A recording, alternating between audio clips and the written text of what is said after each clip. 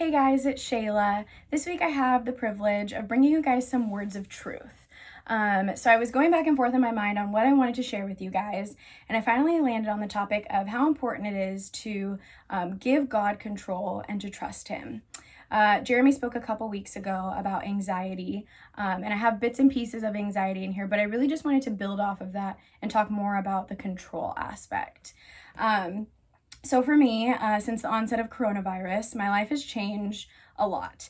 I went from hardly ever being home to now I'm home all the time. So it was really weird in the beginning, but I actually find myself enjoying it now. I'm able to get more projects done that I've been putting off.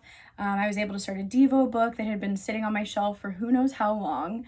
I've been able to spend more time with my family and, of course, stay in my PJs all day. So it's been really nice.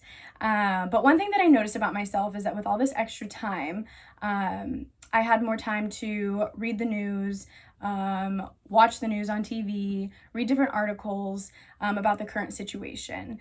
And I found myself having a lot of anxiety just when it came to learning more about what's going on in the world. And so because of that anxiety, I was trying to find any way that I could to control the situation. So I was compulsively sanitizing my house every 5 seconds, washing my hands like crazy to the point where my knuckles are super dry and cracking, and it hurt really bad. And so while God certainly wants us to take different measures to keep ourselves and our loved ones healthy, this isn't what He calls us to.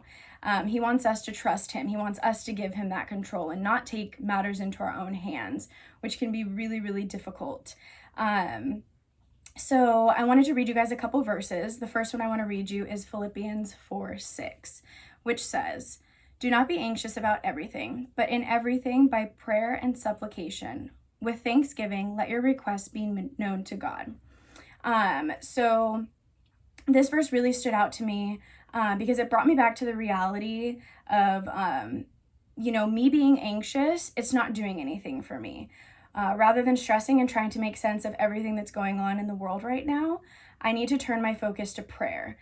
So multiple times a day, I am just praying to God and asking God to keep my family healthy, to keep me healthy, and just to remind me that He is bigger than this virus. Also just praying that He would give me His peace. Another verse that I wanted to highlight for you guys is Romans 8:28, which says, "And we know that for those who love God, all things work together for good." So this verse also gave me a lot of peace in this time because it reminds me that God already has a plan.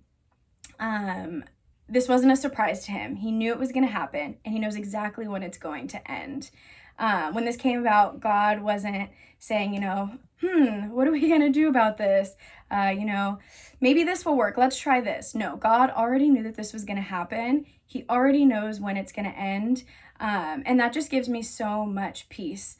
God allowed this virus to happen for a reason. And if He allowed it to happen, then He must have some plan, a good plan, that's going to come out of this.